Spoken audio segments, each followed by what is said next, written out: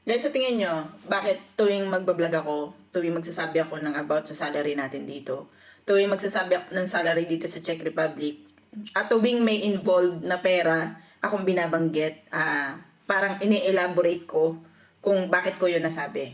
So, may mga iba kasing vlogger dito sa Czech Republic. So, hindi ko naman siya nilalahat. Kasi marami rin ako napapanood ng vlogger. Sa iba nga, makikita nyo, nag-heart talaga ako. Kasi, alam ko na nakakatulong siya to get information para doon sa mga wala pa dito sa Czech Republic or may mga tanong na sasagot doon sa mga vlogs ng iba nating kasamahan. So, unfortunately, meron akong nadaanan na isang vlog and ang nabanggit kasi doon is malaki yung sahod. So, totoo naman talaga na merong may malaki ang sahod dito sa Czech Republic at meron din naman na average lang.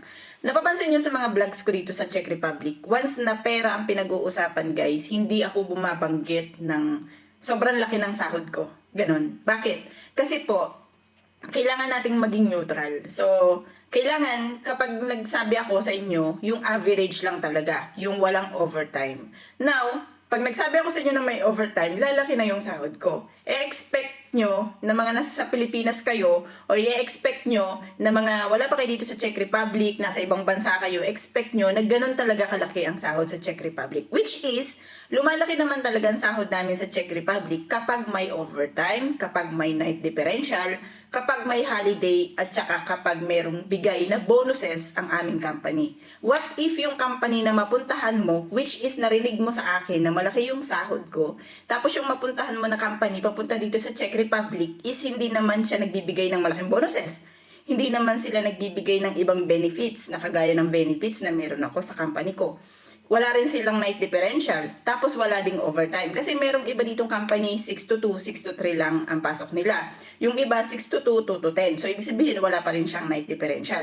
Ganun lang, Monday to Friday. And then, doon sa sahod na sasabihin ko, for example, magsabi ako sa inyo ng malaking sahod, is meron siyang night differential. Meron siyang Saturday and Sunday na pasok.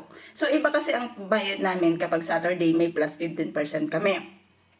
Kapag Sundays, may plus 20% kami. So, iba yung sinasahod ng may mga additional na benepisyo na ganun compare doon sa talagang as in 6 to 2 to 10 ang pasok. So, yun lagi ko in-explain kasi may mga napapanood ako, hindi ko naman sa nilalahat, pero parang minsan kasi ano ba ang tawag doon? Parang iniiba natin yung information na binibigay natin sa mga nanonood sa atin just to get views, para makarami tayo ng views, para panoorin yung ating mga vlogs. Which is, nami-mislead po yung mga wala dito sa Czech Republic. Kaya ang mangyayari, yung ibang nandito sa Czech Republic is magagalit po sa atin kasi nagbibigay tayo ng mga maling information. Tapos magtataka kayo kung bakit kayo pinagpepiestahan sa comment section nyo na dapat hindi kayo pagpipiestahan kung yung information na ibibigay nyo is accurate doon sa totoong nangyayari dito sa Czech Republic.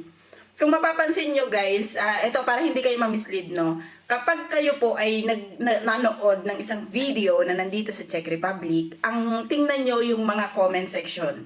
Tingnan nyo kung paano magbatuhan ng comment yung iba na nandito na sa Czech Republic. Kasi may mga magre-react dyan na nandito na sa Czech Republic eh. Kasi ako, hindi ako nagre-react. Pero, once na parang hindi ko, yung vlog, yung tipong, parang feeling ko na mislead natin yung mga nanonood sa atin na wala dito sa Czech Republic.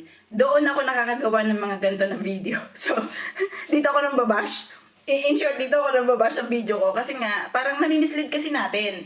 Naisip nyo ba na yung pagsasabi nyo na kumikita kayo ng ganito kalaki, for example, kumikita kayo ng 120,000 pesos dito. Kunwari lang, no? Nagsabi kayo ng gano'n na, kumikita kami sa Czech Republic ng 120,000 pesos. Pero hindi naka-elaborate kung ano yung pasok nyo ng months na yon, kung bakit kayo tumanggap ng ganun kalaking sahod, nami-mislead natin yung ibang nanonood kasi ang iisipin nila, lahat ng companies ganyan kalaki ang sahod dito sa Czech Republic. And then yung mga family natin na nasa Pilipinas, they are expecting too much na makapagbigay tayo ng mas malaki doon sa binibigay natin kasi mapapanood nila na yung sahod daw ng isang empleyado dito sa Czech Republic is nasa 120,000 pesos. Although, merong sumasahod talaga ng mga ganyang kalalaki pero they have the skills. Meron silang skills, may night differentials, then maraming overtime. So, paano kung ang mapuntahan yung company is walang overtime? Kung ngayon, kasi alam nyo, there is a comparison kasi between doon sa mga company na maliit lang at company na medyo lumalaki na. Ano yung ibig ko sabihin? For example, sa previous company ko, which is located in Borno, hindi ganun kalaki ang sinasahod ko. So, nag-gross pay ako doon at that time, way back 2022 pa naman to. Pero, let's be, parang, i-try natin na elaborate ko sa inyo, no? At that time is 2022 siya, sumasahod ako doon ng 18,000 crowns to 19,000 crowns. Pero, ang gross ko noon is nasa 28 to 29,000 crowns. Ibig sabihin, pag tinanggalan ako ng tax, tinanggalan ako ng, ano nga yan? Tinanggalan ako ng tax, tinanggalan ako ng bahay, tinanggalan ako ng insurance. Ang natitira lang sa akin, nasa 18,000 crowns lang. So, yun lang talaga yung natitira. Minsan, sumasahod ako doon ng gross ng 30, 31, 32. Pero naglalaro lang yung sahod ko ng 18 to 19,000 crowns a month. Now, lumipat ako ng ibang company. Paglipat ko ng ibang company, yung ibang company na nalipatan ko, nag-gross din ako ng 32,000 crowns. At that time, no, nag-gross din ako ng 32,000 crowns. So, parang same lang sila, di ba? Pero, pag sahod ko, ang nagiging net ko sa bago kong company is nasa 26,000 crowns.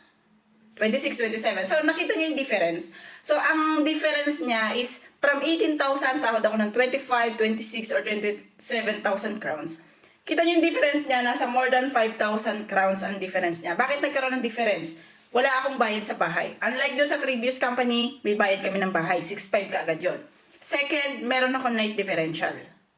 Doon sa, actually, doon din naman sa dati kong company, ganun, may night differential.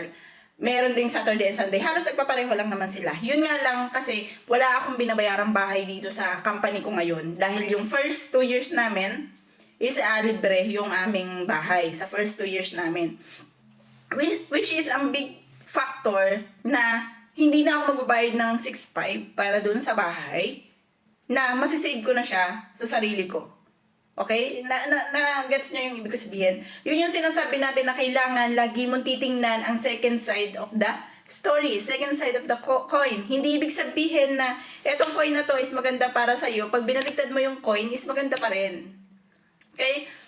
Gusto ko lang na linawin sa lahat ng nami-mislead doon sa mga videos na lumalabas online na sumasahod tayo dito ng more than hundreds, which is paki-elaborate po yung kung paano kayo sumahod ng ganun para hindi naman natin ma-mislead yung mga Pinoy na wala pa po dito sa Czech Republic. Baka mag-expect sila pagdating nila dito, sahod lang sila ng 70, 80,000 pesos. So, baka ma-mislead sila, bigla sila magulat. Baka sabi ng vlogger na gano'n, ganyan. O, masabihan pa kayo na mayabang kayo. So, for me, just an opinion. So, thank you, yun lang.